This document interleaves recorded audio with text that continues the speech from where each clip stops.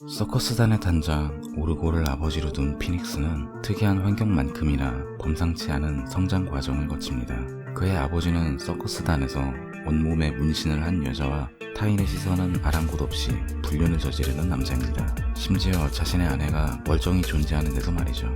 피닉스의 어머니인 콘차 역시 평범한 인물은 아니에요. 그녀는 양팔이 잘려 살해당한 소녀 리리오를 성녀로 추대하는 사이비 종교의 교주입니다. 하지만 교회에서 이단으로 낙인 찍히고 결국 그녀의 교회는 강제 철거를 당하죠.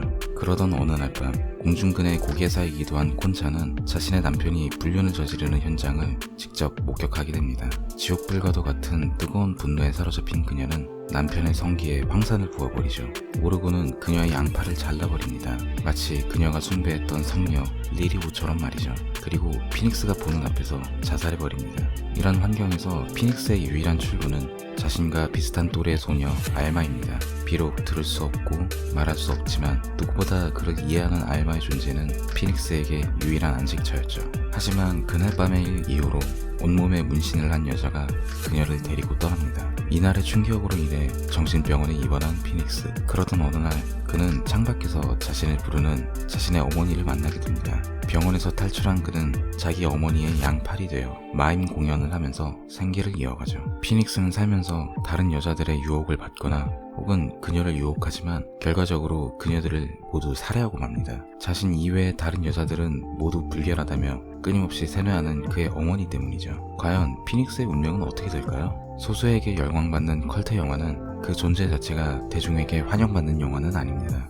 한 번쯤은 깊숙이 들여다볼 가치는 충분하죠. 이 영화 역시 매우 다양한 은유적 묘사가 존재합니다. 오르고는 매우 마초적인 인물로 나옵니다. 칼 던지기 묘기가 특기인 그는 불륜을 저질러도 죄책감 따위는 전혀 느끼지 못하는 사람이죠. 그는 아직 어린아이인 피닉스의 가슴에 자신의 손으로 직접 문신을 새겨넣습니다. 이 문신은 오르고가 자신의 아들에게 물려주는 유일한 유산이자 자신 같은 남자가 되라는 욕망을 투영한 결과물이죠. 콘차가 이끄는 종교 집단은 누가 봐도 사입이에요.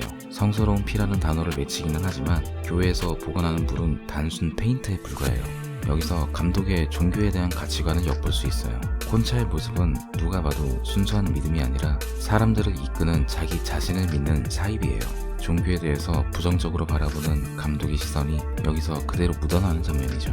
영화는 중간에 코끼리가 죽어가는 장면을 보여줍니다. 코끼리의 코는 남성의 성기를 은유하며 이 장면은 더 나아가 피닉스의 가정에 대한 붕괴와 오르고의 죽음, 그리고 성장한 피닉스의 남성성의 거세를 의미하고 있어요. 영화는 정신병원에 입원해 있는 피닉스의 모습을 보여주면서 시작합니다. 이 공간 자체가 피닉스가 과거의 트라우마에서 벗어나지 못했으며 그의 정신 자체가 여전히 성장하지 못했음을 보여주고 있어요. 피닉스와 그의 어머니인 콘차의 관계는 얼핏 보면 알프레드 히치콕의 걸작 사이코를 떠올리게 만듭니다. 다만 결정적으로 다른 점이 있다면 사이코는 반전의 요소적인 면이 크다면 이 영화에선 피닉스의 의지를 억압한다는 점에서 그 존재감이 좀 더 크다고 할 수 있겠네요. 알마는 설정 때문에 이 영화에선 대사가 없어요.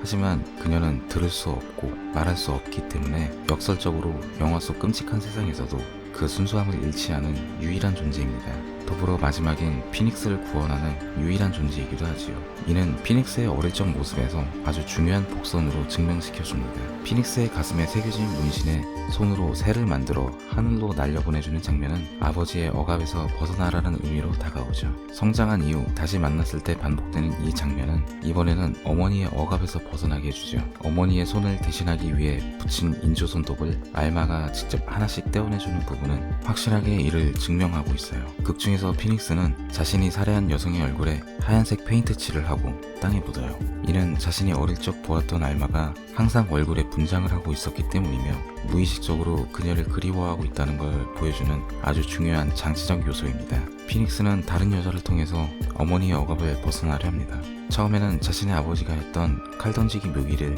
자신이 직접 재현함으로써 정신적인 남성성을 회복하려고 합니다. 하지만 이는 완벽하게 실패하고 말죠. 두 번째는 레슬러 여성입니다. 육체적으로 자신보다 훨씬 강인한 그녀에게 피닉스는 자신의 팔을 부러뜨려 달라고 합니다. 정신적인 건 실패했으니 아예 육체적으로 어머니의 의지를 대신하는 자신의 팔을 망가뜨려서 벗어나려고 한 것이겠죠. 물론 이마저도 결국엔 실패합니다.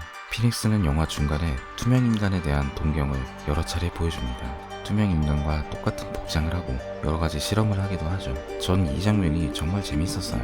피닉스는 자신이 만든 약을 마시고 이번에도 실패했음에 괴로워하는데 이때 행동이 TV 속 투명 인간과 매우 유사함을 의도적으로 보여주죠. 이는 피닉스의 현실과 이상에 대한 괴리감을 한 번에 보여주는 장면이에요. 알마의 도움으로 피닉스는 결국 구원을 받죠. 자신을 끊임없이 억압하던 어머니의 존재는 사실 알고 보니 피닉스가 만든 환상 속 존재였어요. 마임 공연은 사실 그가 인형을 가지고 한 일이었죠. 그리고 이 인형을 던져버릴 때 그가 어릴 때 함께했던 서커스단의 광대들은 피닉스가 여전히 과거에 얽매여 있었던 걸 암시합니다. 하지만 그가 인형을 파괴한 후 사라지면서 그의 영혼이 완벽하게 과거를 빠져나와서 미래를 향하게 됨을 알려줍니다. 마지막에 경찰들 앞에서 손을 들어올리면서 자신의 손이라고 외치는 장면은 그가 완벽하게 구원받았음을 알려주죠. 이 영상이 영화의 이해에 도움이 되었기를 바라며 저는 오늘의 가이드 마치겠습니다. 이상 가이드 B였습니다. 감사합니다.